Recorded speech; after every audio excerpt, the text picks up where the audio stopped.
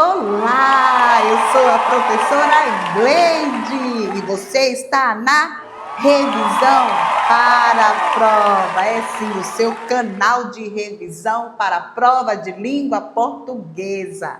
Aqui você encontra conteúdos curtos, direcionado ao assunto que você está estudando, que você está com dúvida e que você precisa tirar uma boa nota.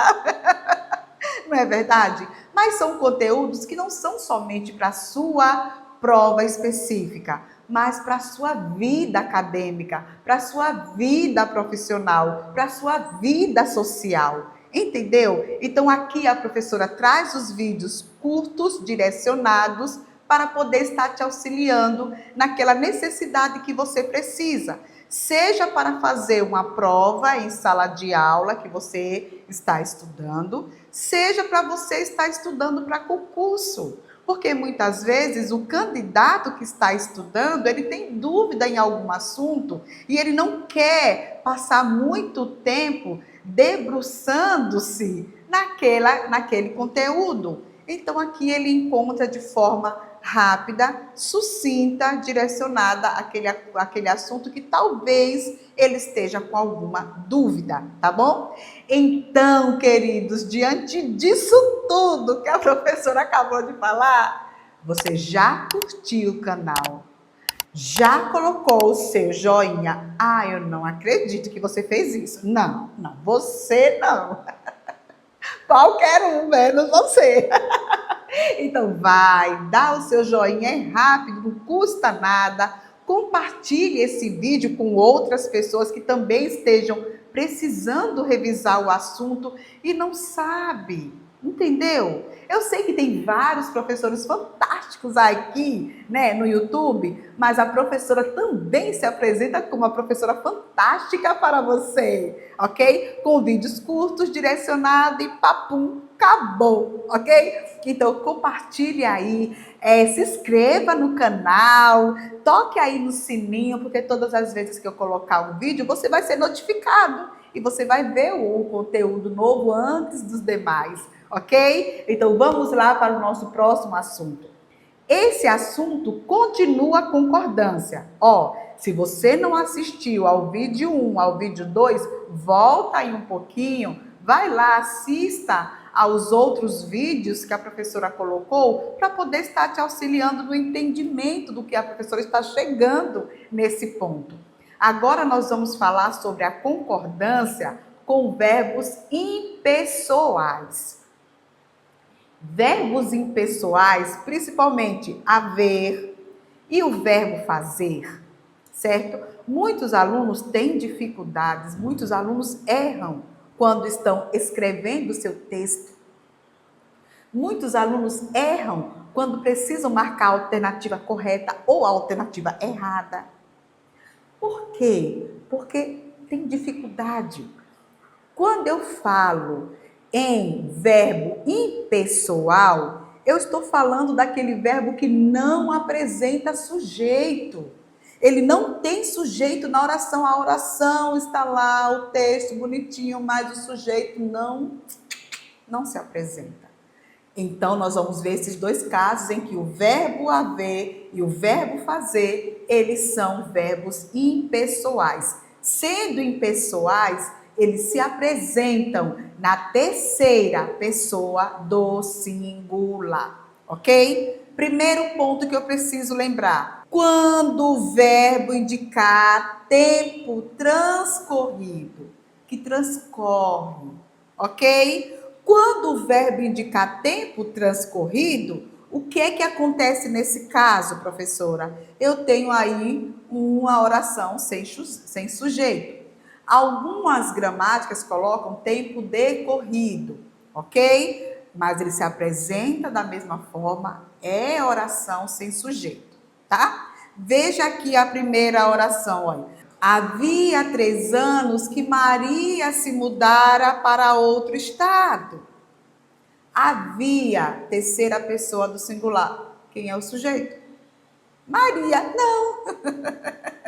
Maria não é o sujeito do verbo haver, queridos, tá? Então significa o quê? Que eu não tenho sujeito nessa oração. Havia, Verbo haver na indicação de tempo?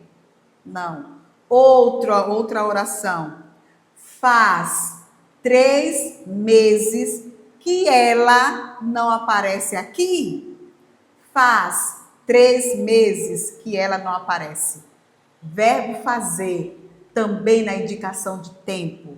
O que é que ocorre aí? Terceira pessoa do singular não apresenta, no caso, o sujeito. Tem uma oração sem sujeito, o verbo fica no singular, ok? Verbo fazer na indicação de fenômeno natural.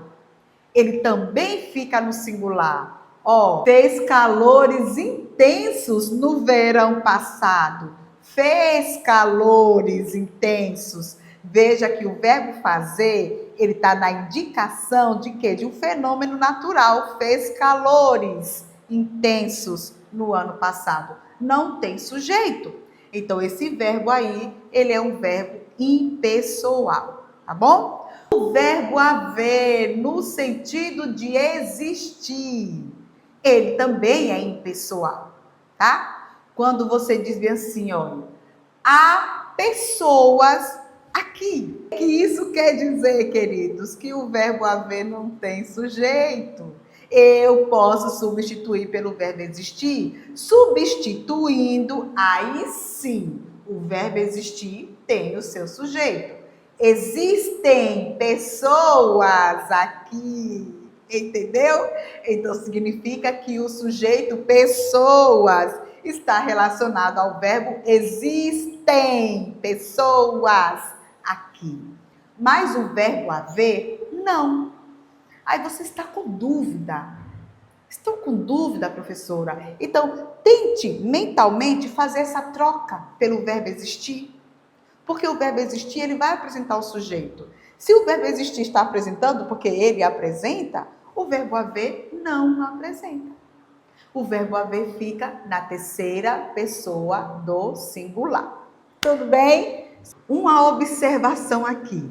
Os verbos impessoais, dentro de uma locução verbal, o auxiliar também vai ficar impessoal, tá? Se você diz bem assim, olha, deve haver flores mais belas em outros jardins, deve haver. Por que ficou o deve, professora? Porque esse verbo auxiliar ficou no singular. Porque o verbo haver é um verbo impessoal, tá? Significa que flores não é o sujeito do verbo, ok? Por isso que o verbo deve, ele ficou na terceira pessoa do singular, porque o principal, que é o verbo haver, também é um verbo impessoal. Então, a impessoalidade de um acabou refletindo no outro verbo. Você entendeu? Epa, acabamos aqui, gente! Você viu como é simples? Não tem muito mistério, minha gente, não tem muito mistério. Eu quero que você estude, analise, que você responda as questões da escola, que você tenha uma excelente prova, que você analise a sua prova com atenção, leia o enunciado, entenda o que o enunciado está pedindo, interprete o enunciado, para que você possa estar tendo êxito na nota que você precisa, tá bom? E aí, tchau, gente, tchau, tchau, tchau.